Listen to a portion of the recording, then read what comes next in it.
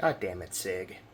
So, with the problems that the P320 has had over the past few years, to put it lightly, I've noticed a trend lately of people kind of regressing as a species when it comes to handguns. I've seen a lot of comments lately talking about how striker-fired guns are just inherently unsafe, and all of these pistols with no safety whatsoever, and blah, blah, blah, blah, blah. They could just go off if there's just one or two little jolts and something just gets hit just the wrong way. And honestly, it kind of pisses me off. All of this starts out because we've got one striker-fired gun on the market with a major problem that the company does not seem to want to address.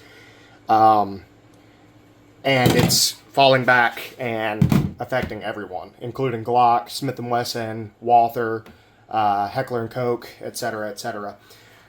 I just feel the need to make this video. This gun, this Glock right here, will never go off unless you pull this trigger. We've had these in the country for 40 years. The only problems that these guns have ever had consistently is people pulling the trigger with the damn gun loaded. Typically pointed at their own knees because they're stupid. And the only reason that was ever even a problem is simply because you have to pull the trigger on the Glock to remove the slide. Don't do that. That's really dumb. What's bothering me is the P320's problems, and I'm not reassembling mine. Don't want it assembled right now because mine has the striker bounce issue, sear bounce issue. What's bothering me is that people are completely misrepresenting what the problems are with the P320. Okay, so I've seen some videos of the P320 where someone has pinned the trigger towards the rear with a screw and like wiggled the slide and had it go off.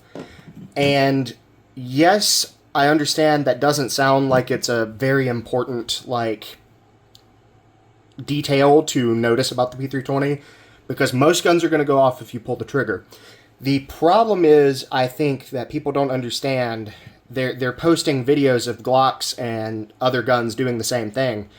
The problem is they don't go over the fact that the Glock cannot get to that position in the first place without the trigger being pulled. The P320 does not have a trigger safety. The P320 trigger can be affected by outside forces. There's videos of the sear causing sympathetic movement where it pushes the trigger backwards, probably enough for if the slide were to be twisted while the sear was being bounced, it might cause the striker to drop. So I guess my problem is we're starting to just like regress as a species to where people are now saying that only double action only pistols are safe. Only single action only pistols with safeties are safe. And it's like, there's so many guns out there that people don't understand the mechanics of, and they are so quick to want to throw the blame on one specific feature of these guns, and it makes absolutely no sense. Just as an example of people not understanding what they're talking about anymore, apparently, I've seen, 1911s never did this. 1911s never had this problem that the P320 is having, so everybody should just go back to carrying those. And it's like, okay, I like the 1911. I'm a big fan of 1911s. This gun is what I would consider not completely safe to carry. I carry this because I understand the risks. However, this is a Series 70 1911. If I were to drop this nose down right now onto the floor, there is a very high chance that it sends a 45 ACP round into the dirt, splatters, hits my ankles, and I go to the hospital this afternoon.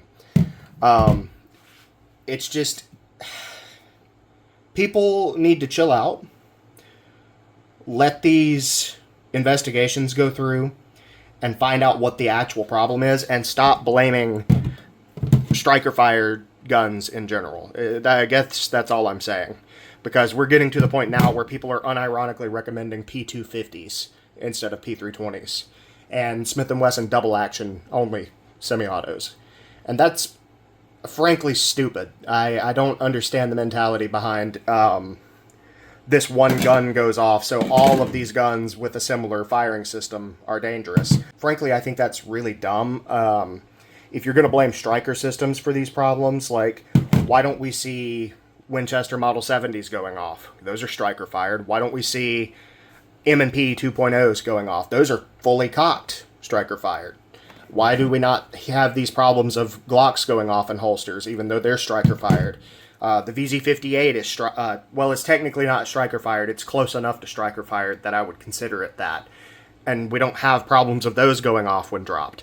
I guess I just don't understand the mentality of disparaging all of these striker fired guns because this one kind of sucks. I don't get it. This gun will not go off unless you pull the trigger.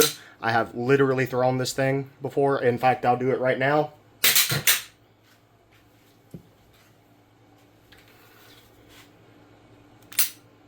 It's fine.